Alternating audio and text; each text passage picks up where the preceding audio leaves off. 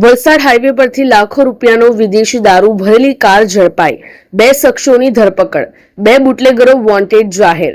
ગુજરાતમાં દારૂબંધી હોવા છતાં અન્ય રાજ્યોમાંથી દારૂ ઘુસાડવાના બુટલેગરોના પ્રયાસો સતત ચાલુ છે. જોકે વલસાડ રૂરલ પોલીસે આવા જ એક પ્રયાસને નિષ્ફળ બનાવ્યો છે.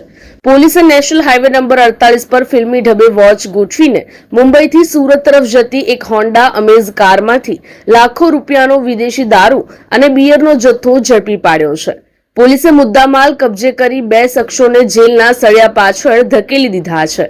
વલસાડ રૂરલ પોલીસ સ્ટેશનની ટીમને ખાનગી રાહે ચોક્કસ બાતમી મળી હતી કે મહારાષ્ટ્ર પાસિંગની સિલ્વર કલરની હોન્ડા અમેઝ કારમાં મોટા પ્રમાણમાં વિદેશી દારૂનો જથ્થો મુંબઈથી સુરત તરફ લઈ જવામાં આવી રહ્યો છે.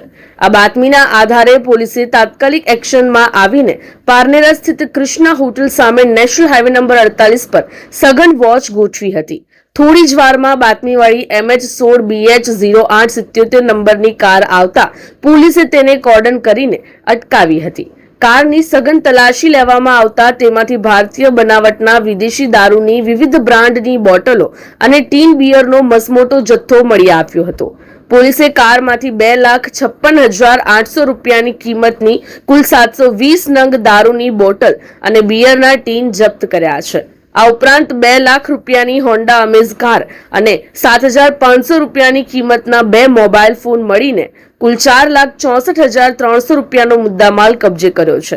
આ ગુનામાં પોલીસે મહારાષ્ટ્રના અહમદનગરના રહેવાસી અને કાર ચાલક 26 વર્ષના અક્ષય કાશીનાથ બેરડ તેમજ સુરતના પર્વત પાટિયા વિસ્તારમાં રહેતા 35 વર્ષના ક્લીનર મુકેશ રામચંદ્ર સહાનીની સ્થળ પરથી જ ધરપકડ કરી છે.